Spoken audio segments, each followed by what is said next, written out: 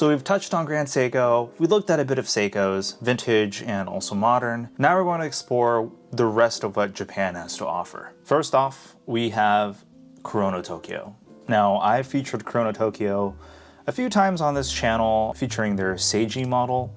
The problem with Kurono Tokyo is that their releases aren't really, how do I say, frequent, and the way that they release their watches is a little bit interesting on how you can get them. I've actually arranged some time to meet up with Kurono Tokyo at their Aoyama salon in Tokyo, so it should be interesting to actually get them in hand in person. The only problem is they don't have anything to really look at. They do have some watches on display to look at, but they don't really have anything there that you can really purchase. Now, before, there used to be these guys right here, the Grand Urushi Aoyama, which is exclusively sold in their Tokyo salon. But now they're all sold out, all three. Previously, you can buy them in a set or individually, and unfortunately, they're all gone. Let's see what else they have to offer. I mean, what I've been really curious about, like a lot of people as well, is their Chronograph series. Now, they did release a few over the years, and to me, the most beautiful out of the bunch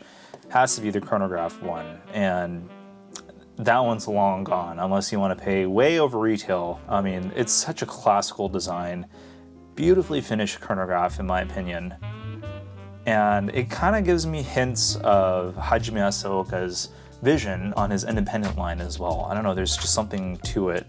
Maybe it's that tapestry-like dial in the center that, I don't know, it kind of resonates with me a little bit. If they happen to have it there, I'd love to take a look at it in person. Their most recently released chronograph is his Sui, which again follows the same design aspect, just in this jade green-like dial. Another watch that's long gone. I've heard so many people that enjoy these chronographs, so I really want to see what these look like in person. What I'm sure they'll have there as well is this GMT1 here. Yeah, I mean, it's a very distinct looking GMT. And I see what they're trying to do here. They're trying to connect to the roots of the brand with their classically designed elements, such as their classic case series, as seen in the Seiji and the salmon dial, that's really famous, but meshing it in a GMT form. And you know, it's one of those watches that you really have to look at it and maybe even have it in person for it to grow on you. I kind of see where they're going with this design. I have to see this in person. Now, moving on. I've also featured this on the channel. It's Minase. Yeah, for many people, the DeVito series has been a fan favorite, and that's probably due to the fact that it's one of their only circular dialed cases. And I mean, I don't know what it is for me. I think maybe it's just a little too brutalistic for my liking, but I kind of like the direction that they're going for. I mean, you can see it right here. There's kind of like these fangs that are part of the lugs of this watch. And you know, although they have it here also on a rubber strap, I think it really shines on that bracelet that they have there. Again, if you're not familiar with Minase, they're actually a parts manufacturer for a lot of luxury watch brands out there. So you can see here, these are their Urushi lacquered dials. Absolutely stunning in person. I believe they do have a spot over in Japan where you can take a look at these. I think it'll be pretty cool to see all of these in one sitting too. Now, next watch on the line is a Citizen, and this one was actually recommended by one of the viewers in the comments. I've seen other YouTube channels review this watch. This picture obviously is not going to do its justice. Just looking at that dial, I can only imagine what it's like in person. Now, Citizen did a really great job pairing this with their navy blue strap. I think that's a really great look. Now, this is something I'd consider too, especially with this price. I'm sure you can get it for a lot cheaper in Japan. This would be my first Citizen automatic watch. Most of the watches that I've owned with Citizen are eco drives. For good reason. They're the most famous for the eco drive movements and their solar technology. But this one is very close to what you'd see from Seiko in their SARB line. So this should be really interesting to see a side-by-side comparison with that watch, I would say. Now next, speaking of eco drive, I've recently came across the Citizen line of Citizen. You know, I've seen these on Reddit, but I really never gave it any thought or effort to really look into it, just because, unfortunately, I'm rarely in the market for a Citizen. But however, I am aware of that quartz watch from Citizen that is accurate to like, what is it, 1 second per year, which is insane. But I didn't know that it was under this line, the Citizen. This is the one I came across. This one also comes in 38 millimeters. It's the AQ 4100 65W. It's made out of titanium. It's their eco drive movement. However, it's their top caliber eco drives, which run accurate to, it says here, plus or minus 5 seconds per year, which is absolutely phenomenal. Really a true competitor to Grand Seiko's 9F quartz. However, with the added convenience of EcoDrive technology, it has this really interesting dial texture here. It has this snowflake-like texture to it with this added silver flakes on the dial. Now, from the research I've done, the dial actually consists of several layers, one of which is washi paper, and also there's another layer that I believe is some type of sapphire or maybe mineral glass that has all the applied markers you see on there. So either the markers, the emblem, and of course the Citizen logo on top of there. That is really cool. I mean, just looking at this angle right here, you can kind of see there's a shadow that's being cast the way that this photo was taken. So you can really see the layers inside of there, which I think is pretty nice. Almost looks like it's floating on the dial. Also, I forgot to note that these watches are made in titanium. It is kind of like competing against the snowflake. And from what I've heard, the finishing on this thing is at the same level, if not better than Grand Seiko in some cases. They also have this case right here, the AQ409156M, again with that washi paper dial. But in this more sporty case with these crown guards here, I think I might prefer this handset a little bit better. Even though this guy has lume on it, I don't know, there's something about it that looks kind of off to me. Looks kind of hollow. But this is a sport watch, so it makes sense that there is lume on the handset. I also heard that this line has super bright lume on these watches, which is a good plus. And just looking at these bracelets, I like how it kind of tapers down. And well, look at that. There's actual screws, but no micro adjustment, which is kind of a shame, but they do supply you with a few half links for the perfect fit. However, if for some reason your wrist expands after eating something really salty, you might have to change out your bracelet, if not leave it loose a little bit before you put it on. And then also you have these other dial variants. This one's in a green, which looks pretty cool. Another one in this blue, and just a bunch more. I mean, here's another one. This is in that same 4091 case, but in white. This one looks absolutely stunning. This one is more closely matched to the snowflake from Seiko. There is the Citizen flagship store over in Tokyo, so I really have to go over there and check these guys out. Now, the only thing that kind of worries me about these watches is they give out a 10-year warranty. However, once you bring it overseas, you're limited to only the international warranty, which is up to a year. So if anything goes wrong with your watch after that year, you're gonna have to go back to Japan and, you know, send it over. But you know, that kind of worries me about the longevity of these pieces. For instance, if I end up keeping this watch for 20 years and it just suddenly stops working because of the EcoDrive movement, is it easy to get replaced? How much is that going to cost? You know, there's all these running costs associated with owning, you know, an automatic watch, but something manufacturer specific like an EcoDrive movement, it's not a cheap watch, you know. I think from what I've seen, it's a little less than $3,000 for an EcoDrive watch for a Citizen, which a lot of people won't really bite the bullet.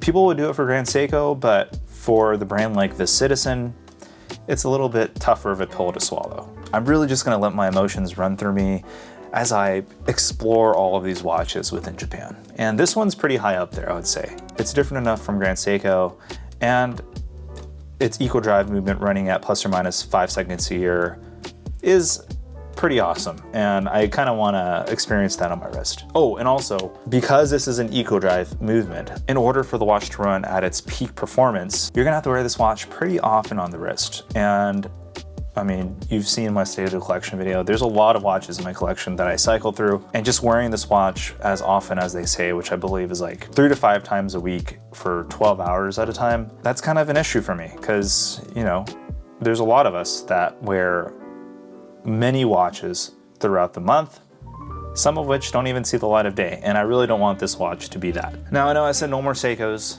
I know, but it's hard to ignore Seiko and their huge catalog. These ones you can actually get internationally. However, this one is made in Japan. This is made in Japan on the dial. It's these Explorer 2 looking like watches from Seiko 5, the Seiko 5 Field GMTs. And you know, for me, I'm not sure which one I would get. This one I would probably consider, just as like a fun little pick-me-up, and if the price is right, less than $410, why not? And I know, again, I said no Seiko, but I totally forgot about this to add it to the last video, the Seiko Metronome. This one's such a cool watch. It's super quirky. Yeah, and even though I'm not playing as much music anymore, this would be a pretty cool thing to add to the collection. Now we're moving on to some Japanese micro brands, and this one is called I.TARU. This one, again, was another watch that was recommended by a fellow commenter and viewer of this channel. And I've never heard of this brand before, but it looks kind of interesting. Now I would say that this website could kind of use some work, and also the photography. But aside from that, the watch is just a very classically designed watch, exactly what you expect from a time and date watch. However, I'm not a fan of the high polished case and also the high polished outside links here. They had a good idea going on with this center link being brushed. I don't know, if I somehow come across this in Tokyo, maybe I'll check it out, but not really my cup of tea, but I kind of see what they were going with this watch, appealing towards, it says right here, informal automatic watch for business. And at that price, I would say it's a pretty fair cost. Now we're moving on to a brand called Knot, and I've seen this brand before, I don't know where. Maybe it was at the Wind Up Watch Fair, I forget if they were there or if it was featured somewhere on like a blog to watch. I didn't know that they were a Japanese micro brand. And it says here that there's these new watches featuring Urushi lacquer dials. Now you can kind of see where the trend is going with Japanese watches. A lot of beautifully high polished watches, almost Zaratsu-like, if not Zaratsu, just beautifully classical watches that you would think of.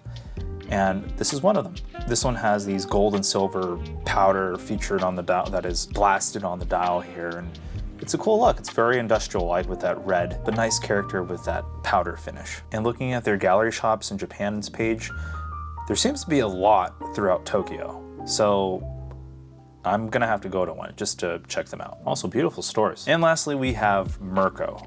And this brand really caught my eye with these stunning chronographs here. Now, if you scroll down on their page, they have these divers, but I don't know, something about this seems kind of incomplete to me. However, you scroll down to this Type 2 series lineup that they have here.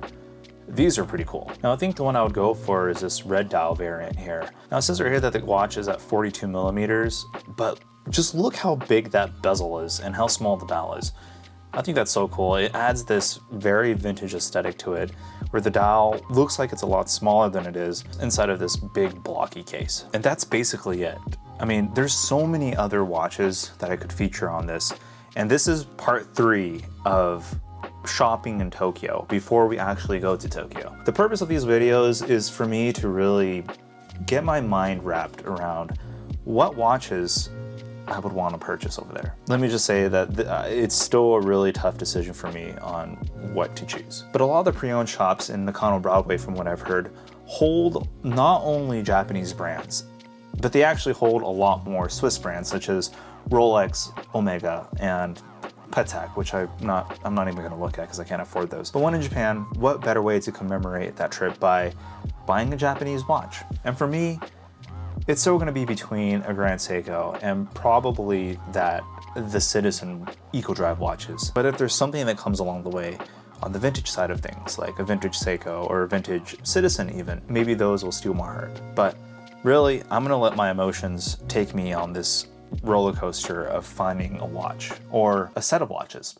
Who knows? I hope you enjoy this 3-part series, and be sure to stay tuned for my full blown out video on what it is that I selected. And I know these last few videos have been really scrappy, but I assure you that my full blown out high production valued videos that you're so used to seeing is on its way. Just right now, I'm getting ready for this trip, and I just need something to log my thoughts in for my next watch purchase. So I'm Chris, this channel's Clicky Bezel, and we'll see you on the next one.